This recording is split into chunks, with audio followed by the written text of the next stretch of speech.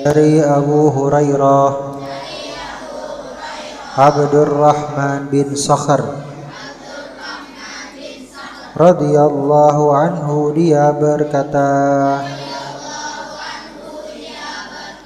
aku mendengar Rasulullah sallallahu alaihi wasallam bersabda,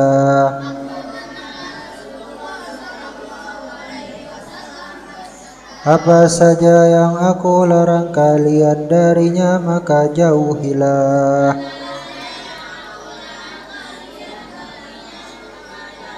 Dan apa saja yang aku perintahkan kepada kalian maka kerjakanlah semampu kalian.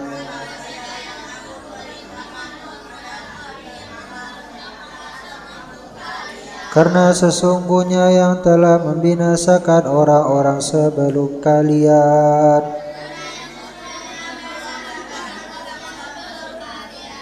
adalah banyaknya pertanyaan dan penyelisihan terhadap para nabi mereka.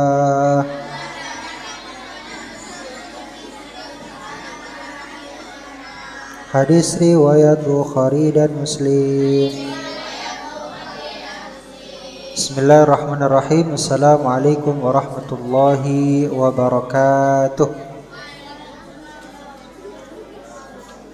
Bismillah walhamdulillah wassalatu wassalamu ala rasulillah wa ala alihi wa ashabihi wa man istanna bi sunnatihi ila yaumil qiyamah. Qalu subhanaka la ilma lana illa ma 'allamtana innaka antal alimul hakim. Rabbi shrah li sadri wa yassir li amri wa hlul 'uqdatam min lisani yafqahu qawli. Allahumma anfa'na ma 'allamtana wa 'allimna ma yanfa'una warzuqna ilman yanfa'una. Allahumma rzuqna fahman nabiyyin wa hifdzal mursalin wa ilhamal malaikatil muqarrabin birahmatika ya arhamar rahimin. Amma ba'd. Alhamdulillah, puja dan puji syukur kehadirat Allah Subhanahu wa taala yang senantiasa menganugerahkan kepada kita sampai detik ini kenikmatan-kenikmatan yang tak terhingga, di antaranya nikmat iman, Islam, kesehatan, kesempatan, taufik dan hidayah, sehingga dengan nikmat tersebut kita dapat berkumpul di tempat yang mulia ini. Semoga Allah jadikan kegiatan kita, Allah jadikan madrasah kita menjadi madrasah yang diridhai oleh Allah Subhanahu wa taala. Amin ya rabbal alamin. Salawat teriring salam semoga tercurah limpahkan kepada baginda alam Nabi besar Muhammad sallallahu alaihi wasallam, kepada keluarganya, para sahabatnya, para pengikutnya, dan mudah-mudahan salawat teriring salam tersebut tercurah limpahkan pula kepada kita umatnya, dan kita berharap semoga kita dijadikan oleh Allah menjadi orang-orang pilihan, menjadi orang-orang yang mendapatkan syafaatul uzma di hari kiamat kelak. Amin ya rabbal alamin. Anak-anakku sekalian, intisari daripada hadis ini adalah agar kita menjadi seorang mukmin sejati. Tandanya, cirinya adalah ketika kita mendengar satu perintah dari Allah dan Rasulnya, maka respon pertama kali yang keluar dari diri kita adalah sami'na wa ata'na.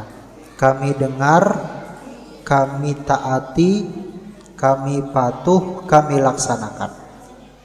Sedangkan orang-orang yang tidak beriman, orang-orang yang keimanannya tipis, mereka akan senantiasa berkilah. Mereka akan senantiasa protes.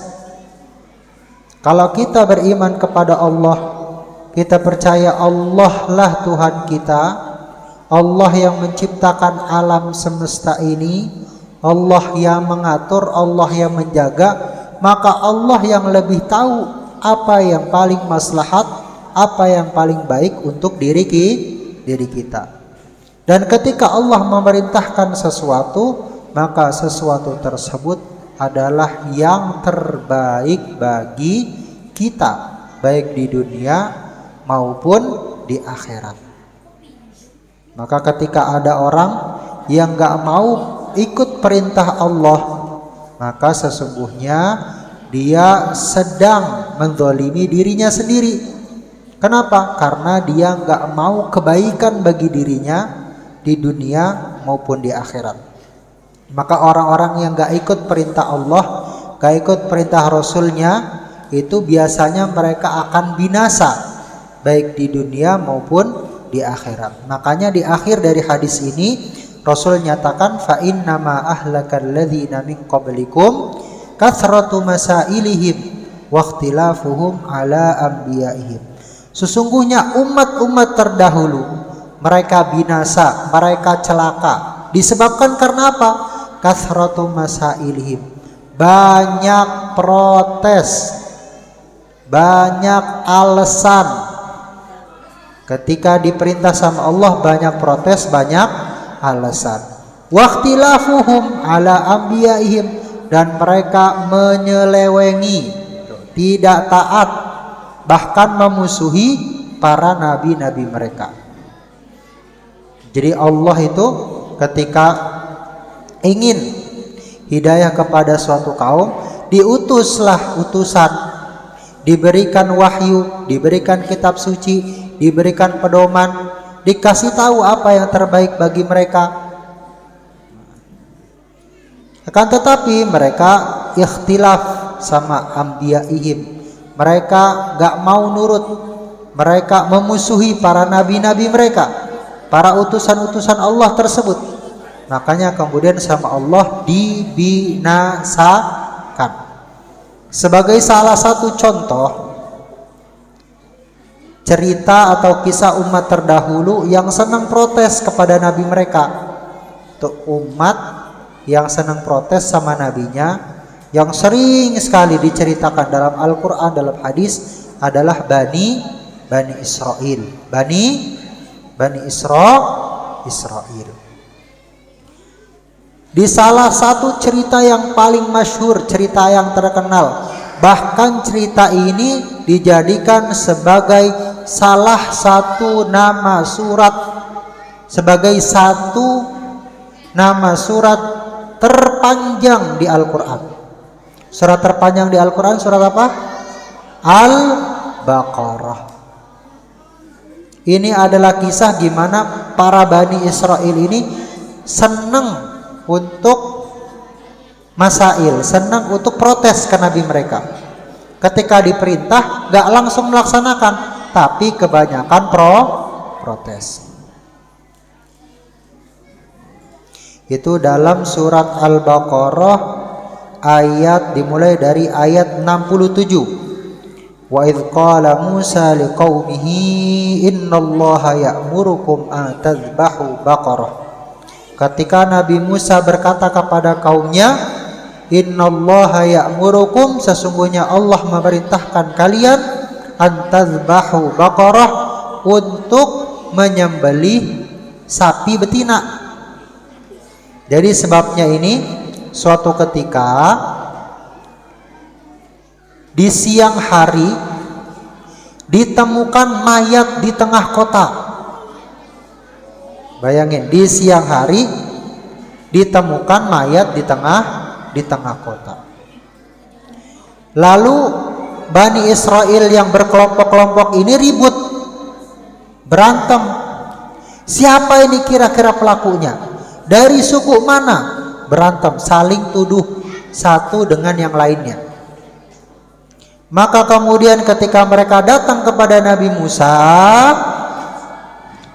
mereka bertanya, wahai Nabiullah Musa, tolong tanya kepada Allah kira-kira siapa pelaku pembunuhan ini. Karena di siang hari bolong gak tahu tuh siapa pelakunya. Karena kebiasaan Bani Israel itu, anak-anakku, ketika siang hari, ketika waktu dhahirah, mereka istirahat. Mereka istirahat. Makanya dulu Nabi Musa ketika fawakazahu Musa faqadha alaih, ketika Nabi Musa itu nonjok orang dan mati, itu di tengah hari, di siang bolong, nggak ketahuan. Kenapa? Pada istirahat.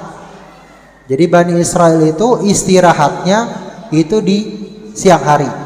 Jadi ketika matahari lagi panas-panasnya, mereka berada di rumah-rumah mereka, nggak ada yang keluar sama sekali. Jadi jalan-jalan itu kosong karena mereka pada istirahat di siang hari. Makanya ketika terjadi pembunuhan di siang hari, Orang-orang pada di rumah semua, pada istirahat semua, nggak ada yang lihat. Maka ketika bertanya sama Nabi Musa dapat perintah dari Allah untuk menyembelih sapi betina, yang nantinya bagian daripada sapi betina yang disembelih ini, itu dikatakan dalam suatu riwayat ekornya bakal dicambukin ke mayat dan mayat akan bangkit lagi, akan hidup lagi untuk ngabarin siapa pelaku pembunuhannya. Bayangin, mereka datang ke Nabi Musa nanya sesuatu, sama Nabi Musa dijawab dengan syarat kamu harus menyembelih sapi betina. Apa aja sapi betina, yang penting sapi betina. Apa yang dilakukan Bani Israel? Protes.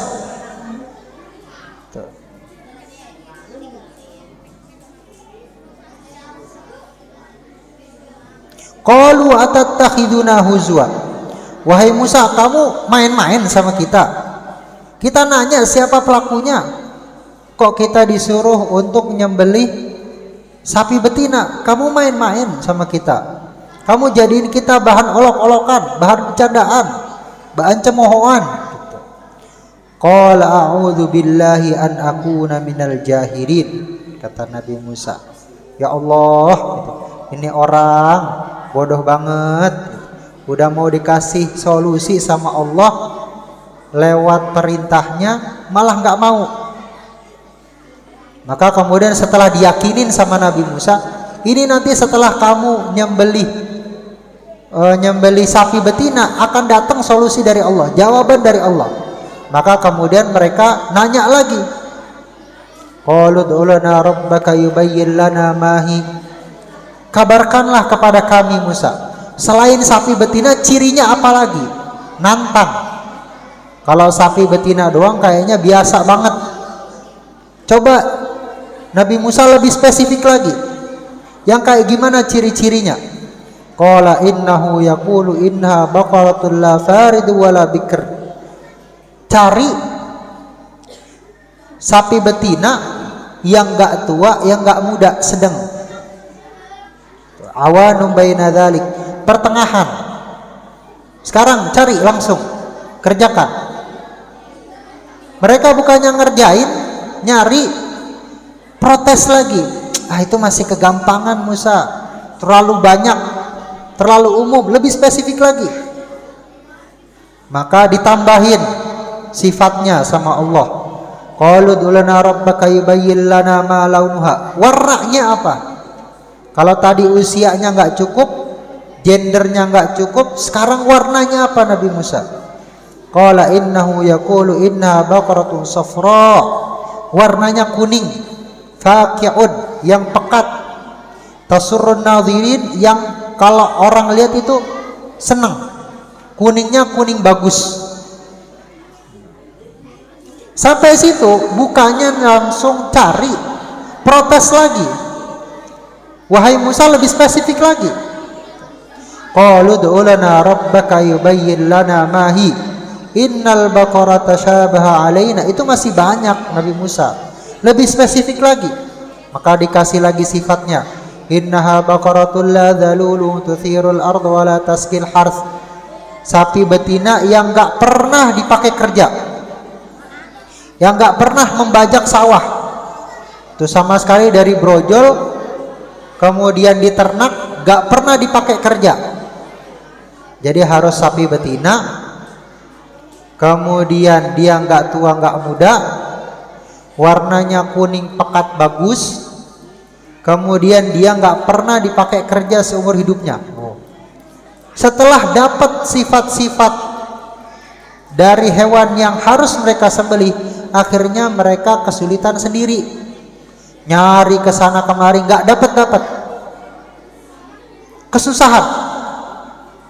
Satu-satunya tempat di mana ada sapi yang disebutkan ciri-cirinya oleh Nabi Musa ternyata adalah milik seorang anak yatim yang soleh, yang taat sama ibunya.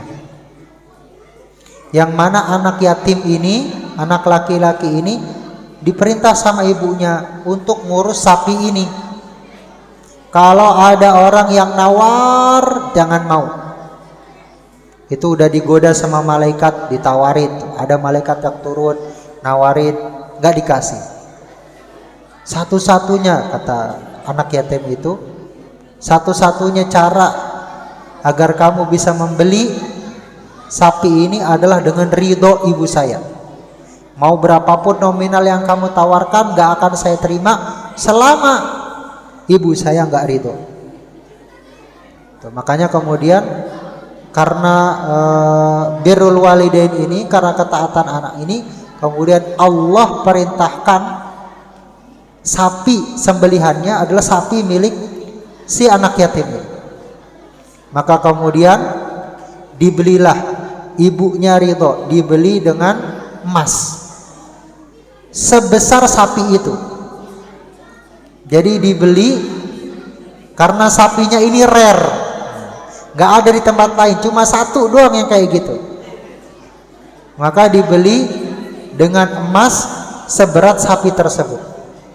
Maka kemudian ketika dikasih ke Nabi Musa, disembelih, faqul nadribuhu bi ba'diha kadzalika yuhyillahul mauta wa yuriikum ayatihi la'allakum ta'qilun. Maka disembelih, kemudian sebagian daripada tubuh si sapi ini dipukulkan ke mayat, maka mayat ini hidup lagi dan ngabarin siapa pelaku pembunuhnya. Maka dia bilang, yang membunuh saya adalah keponakan saya. Dia ngebunuh saya tujuannya karena mau harta warisan saya. Habis itu meninggal lagi. Jadi dia hidup, dihidupkan oleh Allah untuk ngabarin siapa pembunuhnya. Habis itu meninggal lagi. Itu karakter orang-orang sebelum kita yang dibinasakan oleh Allah Subhanahu wa taala, karena ketika datang perintah dari Allah tidak langsung mengerjakan, tapi dia banyak tanya, banyak protes. Hadza wallahu a'lam.